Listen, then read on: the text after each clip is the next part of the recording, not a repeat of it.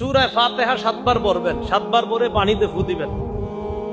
রাত 3টা বাজে আপনার বিবি হঠাৎ অসুস্থ, আপনার বিবি সন্তান সম্ভবা এই মুহূর্তে রাত 3টায় কোনো হুজুরে পাবেন না, ওনারা ঘুমায়, ইমাম সাহেব মুয়াজ্জিন সাহেব ঘুমায়। আপনার বাচ্চাটা রাত 3টা 4টার দিকে কান্নাকাটি শুরু করছে, তখন কোনো ইমাম সাহেব খতিব সাহেবকে পাবেন না, তারা ঘুমাচ্ছে। শীতকালে তো পাবেন না, কারণ শীতকালে ফজর হবে প্রায় 6টা বাজে গিয়ে। ওই মুহূর্তে আপনি ওখানে যাবেন না, যাওয়ার দরকারও নাই, কারণ তারা তখন ঘুমায়। বাস আপনি সূরা ফাতিহা 7 বার পড়েন, পানিতে ফু দেন, ইয়াকিন করেন সন্তানকে খাওয়ান, বিবিকে খাওয়ান। আল্লাহ তাআলার এই কোরআনের বদৌলতে রাসূলের হাদিস প্রমাণ করে ইয়াকিন থাকলে ওই রোগীকে আল্লাহ আরোগ্য দান করেন। একটা হাদিস শোনাই, মজার হাদিস, বিসমিল্লাহ। রাসূলুল্লাহ সাল্লাল্লাহু আলাইহি সাল্লামের নবীজির একদল সাহাবী এক জায়গায় গেছে যুদ্ধে, জিহাদে। যাওয়ার পর তাদের খানা শেষ হয়ে গেছে, খানা শেষ হয়ে যাওয়ার পর এমন অবস্থা হয়েছে, মুসাফির মানুষ, খাবার নাই। পাশে খ্রিস্টান পল্লী আছে, তাদেরকে গিয়ে বললেন যে আমাদের একটু খাবার দাবারের ব্যবস্থা করা যাবে কিনা। খ্রিস্টানরা সরাসরি না করে দিল, না, আমরা তোমাদের কোনো খাবার দাবারের ব্যবস্থাপনা করতে পারবো না। ইতিমধ্যে তাদের নেতা যিনি, ওই নেতাকে বিচ্ছু কামড় দিচ্ছে। বিচ্ছু কামড় দেওয়ার পর সমস্ত ডাক্তার কবিরাজ আনে, কাজ হয় না। তারা পরামর্শ করলো, পাশে একদল মুসলমান আছে, তাদের মাঝে কেউ যদি ঝাড়ফুঁক করে, এই ঝাড়ফুঁক কেউ করতে পারলে তাকে আমরা নিয়ে আসি, দেখি ঝাড়ফুঁক করার পর কোনো কাজ হয় কিনা। মুসলমানদের সদস্য সংখ্যা ছিল মোটামুটি অনেক।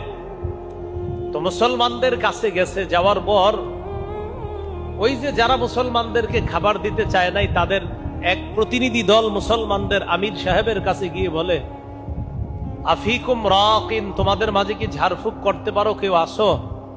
মুসলমানদের আমির সাহেব যিনি, তিনি বললেন, হ্যাঁ আসি তো, কেন? আমাদের নেতাকে বিচ্ছু কামড় দিছে, একটু আসো ঝাড়ফুঁক করবা। আমির সাহেব বললেন, না, করব না। কি বললেন? করবো না। কেন? খাওয়ান দিছ,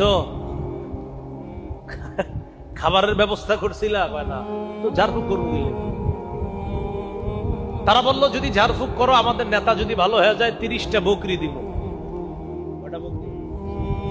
এখন খানা দিতে চায় না আগে, এখন কয়টা বকরি দিবে? আমির সাহেব গেছে, যাওয়ার পর কি জানি পড়ছে, পইরা নেতারে ফু দিছে। আল্লাহর কি কুদরত, নেতা ভালো হয়ে গেছে।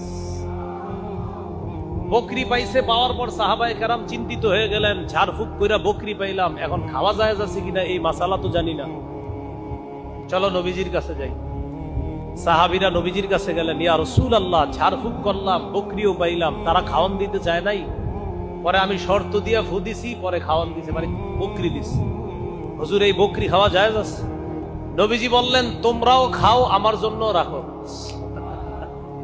কি বললেন? তোমরাও খাও, আমার জন্য রাখো। এখান থেকে একটা মাসালা, ফুটু দিলে টাকা পয়সা জায়েজ আছে, মানে আমারে দেওয়া লাগবে না, কথা বললাম আর কি। এখান থেকে একটা মাসালা, যে ফু দিলে আপনার ওই যে হাদিয়া দেওয়া, ওইটা জায়েজ আছে। তাহলে রাসূল সাল্লাল্লাহু আলাইহি সাল্লাম ওই ফু দেওয়ার যে হাদিয়া পেয়েছেন, সাহাবায়ে কেরাম তারাও খেয়েছে। নবী বললেন, তোমরাও খাও, ওয়ালি সাহমুন, আমার জন্য এক অংশ রেখে দিও। যাই হোক, তো নবীজি বললেন, সব ঠিক আছে, আচ্ছা তুমি কি বইরা ফু দিছো, ভালো হয়ে গেছে? তো বললেন, হুজুর আপনি বলছেন সূরা ফাতিহা, এটাকে বলছেন শিফা। সূরা ফাতিহার একটা নাম শিফা, এটা আরোগ্যের সূরা। এই সূরাটা হুজুর আমি 7 বার বইরা ফু দিছি, ভালো হয়ে গেছে। নবীজি বললেন, হ্যাঁ ঠিক কাজ করছো তুমি। তাহলে আমাদের কোনো ঝামেলা হইলে, সমস্যা হইলে, আমরাও কয়বার সূরা ফাতিহা পড়বো?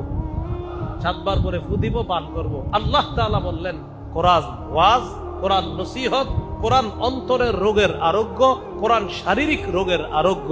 আল্লাহ আমাদের সকলকে এই কোরআন থেকে ঔষধ গ্রহণ করার তৌফিক দান।